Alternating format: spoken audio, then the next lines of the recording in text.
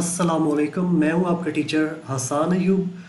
Lecture 1 में हमने discuss किया था इंफॉर्मेशन टेक्नोलॉजी के बारे में, डिजिटल कन्वर्जेंस के बारे में, और उसके बाद हमने सॉफ्टवेयर और सॉफ्टवेयर की कौन कौन सी कैटेगरीज हो सकती हैं वो हमने डिस्कस किया था विद एग्जांपल्स। आज लेक्चर नंबर 2 में हम डिस्कस करेंगे कीबोर्ड क्या होता है, कीबोर्ड के ऊपर जो कीज़ होती हैं उनको कितनी टाइप्स के अंदर हमने कैटेगराइज किया हुआ है, और कुछ इंपॉर्टेंट कीज़ भी आज हम डिस्कस करेंगे। Keyboard is an input device that is used to enter textual data into a computer. Textual के बारे में मैं आपको ये बता दूं कि टेक्सचुअल डाटा ऐसा डाटा होता है जिसके अंदर अल्फ़ाबेट्स, नंबर्स या कुछ स्पेशल कैरेक्टर्स आ जाएं, जैसा कि आपका नाम या एड्रेस वगैरह। वो तमाम की तमाम चीज़ें टेक्सचुअल डाटा के अंदर इंक्लूड होती हैं। अगली चीज़, टेक्सचुअल डाटा के अंदर कोई इमेज या ग्राफिक्स शामिल नहीं होती। तो जब भी आपने कोई टेक्सचुअल डाटा अपने कंप्यूटर या डिवाइस के अंदर एंटर करना होगा तब आप हमेशा कीबोर्ड ही यूज़ करते हैं। Keyboard looks like a typewriter on which some special keys have been added. इधर एक चीज़ आपको बता दूं कि स्टार्टिंग में जब टाइपिंग मशीन्स आई थी तो तब टाइपराइटर यूज़ होता था, मगर आज शायद ही किसी जगह पे टाइपराइटर यूज़ हो रहा हो। इसके अलावा टाइपराइटर की लिमिटेशंस ये थी कि उसके अंदर अगर आपने कोई चीज़ लिख दी है, कोई करैक्टर या अल्फ़ाबेट लिख दिया है, तो उसको आप बैक स्पेस या डिलीट नहीं कर सकते थे, वो दोबारा से डॉक्यूमेंट कंपोज करना पड़ता था। अगला इसकी लिमिटेशन ये थी कि इसके ऊपर काफ़ी ज़्यादा स्पेशल कैरेक्टर्स नहीं थे, बड़े लिमिटेड से कीज़ मौजूद होती थी। जैसा कि आज फुल साइज कीबोर्ड पे आप लोग देखते हैं कि काफ़ी सारे बटन्स मौजूद होते हैं जिनके साथ आप स्टाइलिश डॉक्यूमेंट्स क्रिएट कर सकते हैं। टाइपराइटर के अंदर ऐसा नहीं था। इसके बाद देखें आप, the standard keyboard layout is QWERTY। Layout का मतलब होता है कि आपकी कीज़ किस अंदाज, किस तरतीब के साथ कीबोर्ड के ऊपर मौजूद हैं। तो आमतौर पे जो स्टैंडर्ड कीबोर्ड का फॉलोअप किया जाता है वो QWERTY है। क्यों? क्योंकि इसकी अगर अल्फ़ाबेट्स की आप पहली लाइन देखें तो वहाँ पे QWERTY ही लिखा नज़र आ रहा होता है। आपके कीबोर्ड में तकरीबन 100 से लेके 104 तक बटन्स होते हैं, कीज़ होती हैं। उनको हम 4 हिस्सों में कैटेगराइज कर सकते हैं। वो कैटेगरीज कौन कौन सी हैं? न्यूमेरिक कीज़ जो कि 0 से लेके 9 तक, अल्फ़ाबेटिक कीज़ जिसमें कैपिटल ABC भी आ जाएगी और स्मॉल ABC भी आ जाएगी। इसके बाद कर्सर कंट्रोल कीज़ आती है जिससे आप अपने कर्सर को एक पॉइंट से दूसरे पॉइंट पे लेफ्ट, राइट, अप या डाउन मूव कर सकते हैं। कर्सर आमतौर पे कीज़ इस तरह शो हो रही होती है आपके कीबोर्ड के ऊपर। इसके बाद फंक्शन कीज़ आ जाती है। फंक्शन कीज़ के बारे में अभी हम कुछ देर में डिस्कशन कर लेंगे।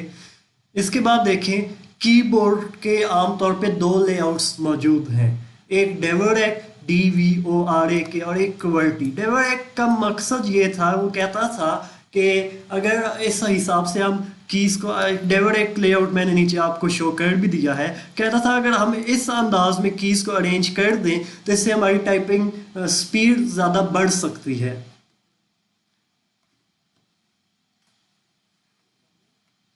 फंक्शन कीज़ पे आ जाएं। Function keys are located at the top of the keyboard.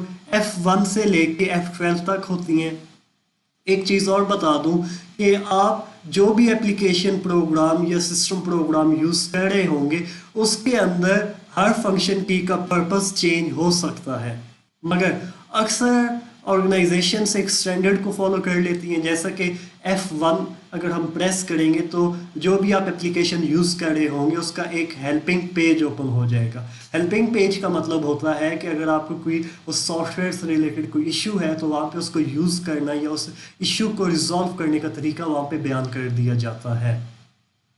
उसके बाद आप आ जाएं, function keys have different meanings depending on which programme is running. मुख्तलिफ प्रोग्राम्स में इनके मुख्तलिफ पर्पसेस हो सकते हैं। अब सपोज करें अगर मैंने एक एप्लीकेशन प्रोग्राम बनाया है, उसमें मैं कह देता हूँ कि F7 से ये प्रोग्राम क्लोज हो जाना चाहिए, और अगर मेरे कोलीग ने कोई और प्रोग्राम बनाया है तो वो अगर चाहे तो वहाँ पे वो F7 का पर्पस डिफाइन करना चाहे तो वो लिख सकता है कि F7 जब प्रेस किया जाएगा तो ये विंडो फुल स्क्रीन पे चली जाए, इन लार्ज साइज पे हो जाए। These keys act as shortcut performing certain functions like saving files or printing data. F1 से लेके F12 तक जो कीज़ है उनको हम शॉर्टकट्स के लिए मुख्तलिफ तरीक़ों से यूज़ कर सकते हैं। कॉम्बिनेशनल कीज़ में भी ये यूज़ होती हैं। ब्राइटनेस अगर आपने अपने सिस्टम की हाई या लो करनी हो तो उसके लिए भी फंक्शन कीज़ यूज़ होती हैं। उसके बाद आप आए, the F1 key is used as the default help key in many programmes, ये भी कुछ देर पहले मैं आपको बता चुका हूँ। उसके बाद Alt प्लस F4 से क्या होगा, जो भी आपने प्रोग्राम ओपन किया हुआ है उसको Alt प्लस F4 से वो प्रोग्राम आपका क्लोज हो जाता है। उसके बाद अल्फा न्यूमेरिक कीज़ पे आ जाए। अल्फा न्यूमेरिक कीज़ में एक्चुअली 3 तरह की कीज़ आती हैं। एक फंक्शन कीज़ के नीचे आपकी न्यूमेरिक कीज़ आ जाती है 1 2 3 4 5 जो कि 0 तक जाती है। उसके बाद आपके नीचे तमाम की तमाम अल्फ़ाबेटिक कीज़ आ जाएंगी। अल्फ़ाबेटिक कीज़ के साथ इधर आपको कुछ स्पेशल करैक्टर्स बने हुए नज़र आते हैं, एंटर की, और कुछ बाकी करैक्टर्स आपको शो होते हैं।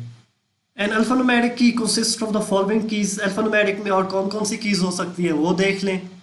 Alphabets, numbers, special characters. Special characters ये मैंने आपको बता दिए हुए हैं पहले कि किस किस तरह के हो सकते हैं। स्पेशल करैक्टर्स के अलावा कुछ मज़ीद कीज़ जैसा कि टैब की, कैप्स लॉक की, शिफ्ट की हो सकती है, स्पेस की हो सकती है, कंट्रोल की होती है, ऑल्ट की होती है। ये तमाम की तमाम आपकी अल्फ़ान्यूमेरिक कीज़ का जो सेक्शन या पार्ट होता है वहाँ पे मौजूद होती हैं।